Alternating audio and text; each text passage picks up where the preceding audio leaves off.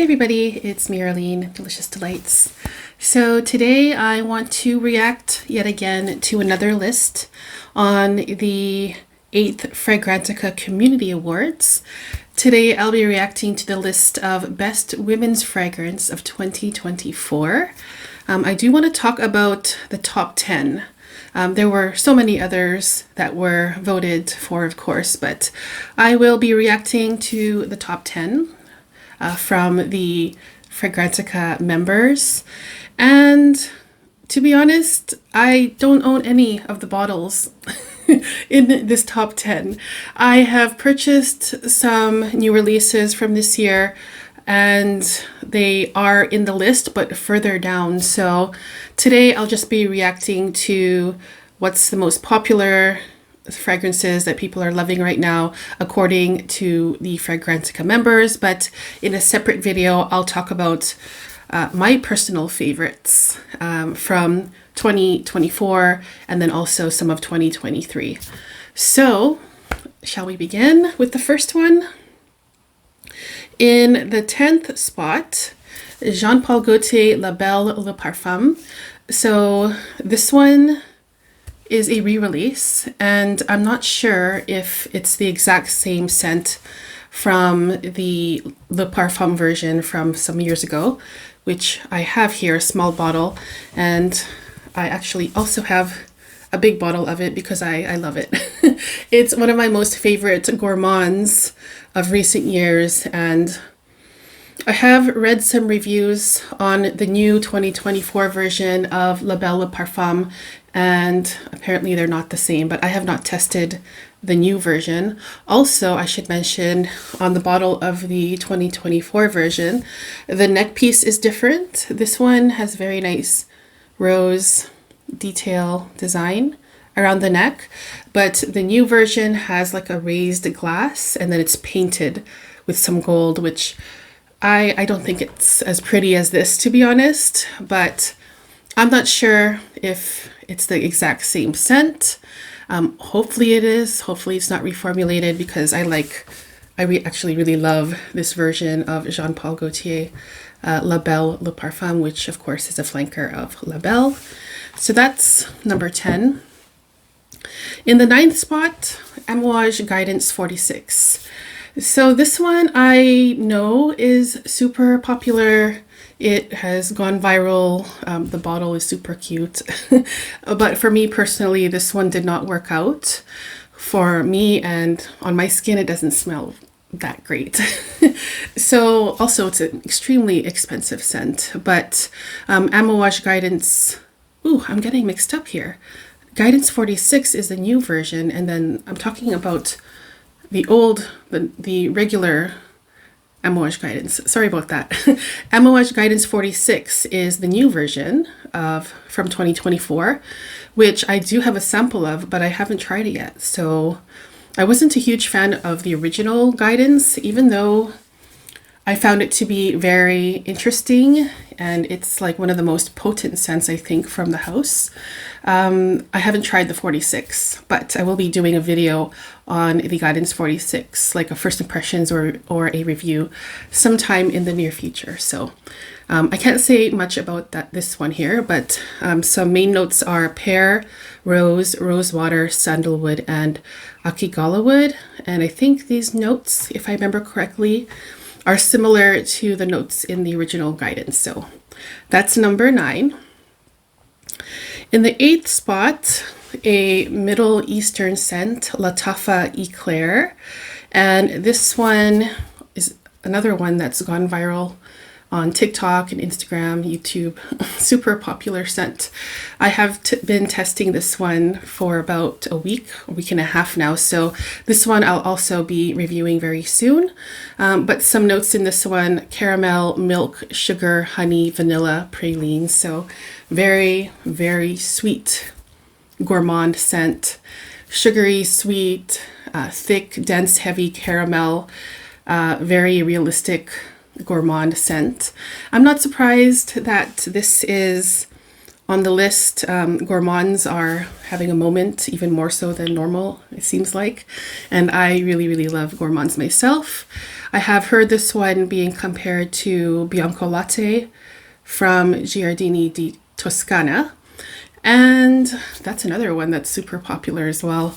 And I think it's a nice scent as well, but I think I prefer other gourmands over Eclair or Bianco Latte. But that's number 8, Eclair, with the very tall, chunky bottle design. In the 7th spot, as voted by the Fragrantica members, Givenchy L'Interdit EDP Rouge Ultime. So this one I thought was really good. It did remind me of the EDP Rouge, which is also, of course, in the red bottle. The bottle reminds me of like a bottle of nail polish. Whenever I see those two red bottles, I think of a nice nail polish color. Anyways, this one has some notes of orange blossom, Indian tuberose, cacao pod, and patchouli. So basically, it's a very heavy and dense, a spicy floral scent.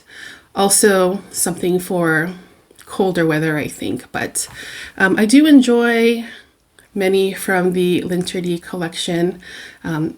I don't really like the original one though, but the flankers I think are fantastic. And I think the red ones, the Rouge Ultime and the original Rouge EDP, are really nice. And also the black bottles, the Intense, and the other one, I have a sample here. It's called EDP. I might as well just grab it. This one, L'Interdit Absolu. This was also released this year, and I think it's a really nice scent as well.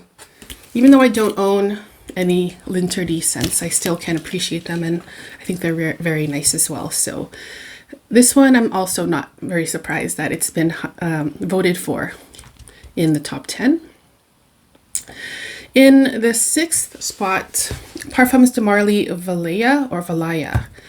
So this one, another very popular scent. I am not a fan of Parfums de Marley perfumes.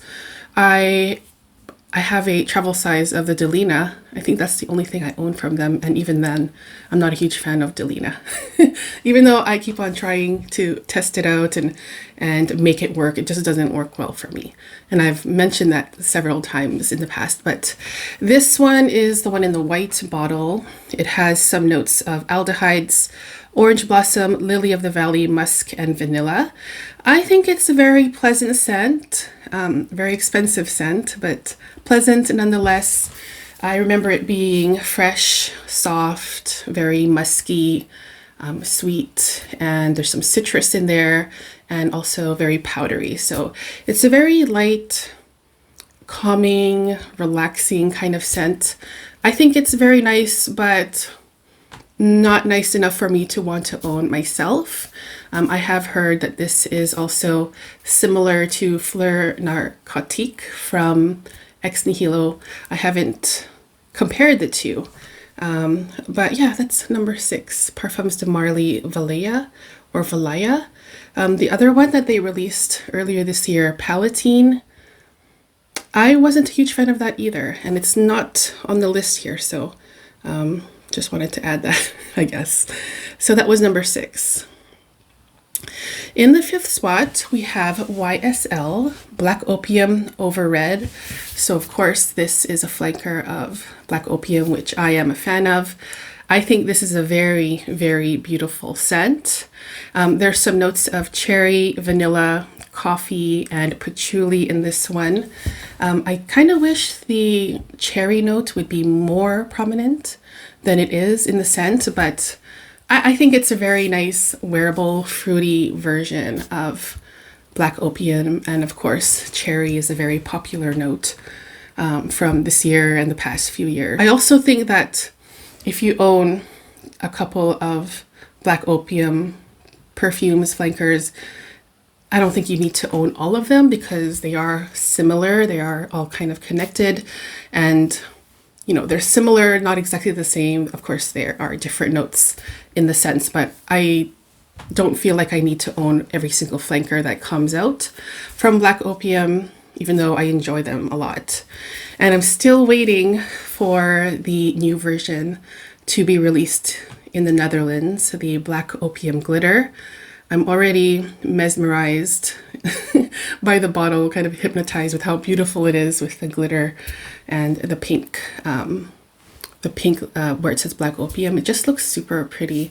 And that one is a marshmallow based scent version of Black Opium. So I'm so much looking forward to that.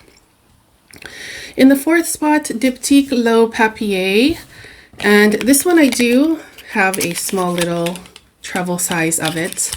I like this one a lot. There's some notes of musk, white musk, sesame, and woodsy notes.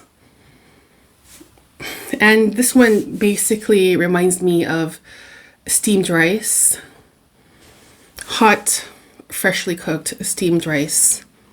And that scent kind of just lingering in the kitchen and also into the other rooms of the house, because that scent of steamed rice seems to travel and fill the entire room and other rooms of the house, which I really like because it's a very nostalgic scent for me. And yeah, it's also very musky, soft, relaxing, stress reducing. I think it would also be a great bedtime scent as well. But yeah, I really like the this scent, Le Parfum from Diptyque, and I think it's one of my favorites actually from the entire house of Diptyque. So that one was number 4. In the third spot, Amouage Guidance. So this is the original one. And this one has some notes of pear, hazelnut, olibanum, sandalwood, vanilla, akigala wood, and ambergris. So I already talked about this one when I talked about the Guidance 46. But yeah, this one doesn't work well on my skin. It feels very, very oily on me. Like, I don't know, it just makes me feel uncomfortable. Also, it is so potent. And I know there are a lot of people like beast mode scents, but excuse me, for me, it is very overwhelming. I feel like it's just way too much. I can't handle wearing that one. I respect the scent and I'm sure it smells amazing on other people, but for me, I just feel I find it too much, just way, way, way too much. It's too much of everything for me. And it's just, it's not good for me on my skin. But that's number 3. In the second spot, Dolce & Gabbana Devotion. I am not surprised that this is in the second spot. It is a beautiful gourmand vanilla scent. There's also some notes of candied lemon, panna cotta, rum, and vanilla in here. And it smells like a realistic, photorealistic gourmand lemon pound cake, or lemon donuts with some powdered sugar on top, or a lemon eclair, or anything like a lemon cream dessert. Even like lemon meringue pie as well. I get that as well. So if you like the idea of smelling like the actual dessert, a lemon cream dessert, then you would probably like this. Also, I kind of am reminded of lemon cheesecake as well, with some like lemon zest on top. So I think it's a fantastic scent. Wonderful for people who love gourmand scents, super sweet scents. And yeah, I think it's great. Also, the intense version that they came out with, I think is also very, very nice as well. So that was the second most favorite, our best women's fragrance of 2024. And in number 1 spot, also not a huge surprise for me, Burberry Goddess, the original. And this one has some notes of vanilla, lavender, vanilla caviar, vanilla absolute, cacao, and ginger. So there are many vanilla notes in here. Another gourmand, sweet gourmand scent. It does remind me of Mon Guerlain from Guerlain, which is also a vanilla lavender scent, which is also very, very popular and pretty much everyone likes that one. But yeah, I'm not surprised by this. I think it is a very nice lavender vanilla sweet scent. Also very calming and relaxing, elegant, sophisticated, sweet, but not like a candy kind of thing. It's a very soft, smooth, vanilla scent. I find this one to be very zen-like scent. Maybe also something to wear for bedtime. I think it's fantastic, and that is the #1 best women's perfume release of the year. So yeah, that rounds out the list. I would love to hear your opinions on these down in the comments. Would you agree with this list? Which ones do you think don't belong in here? Yeah, any feedback or anything to say about that? I would love to read about it there. And so in an upcoming video, I'll be talking about the ones that I have purchased this past year, my personal favorites. I have already revealed my #1 favorite in a previous video. And yeah, I hope you guys have a wonderful day. Thank you so much for tuning in, and I will see you very soon in the next video. Take care, guys. Bye-bye.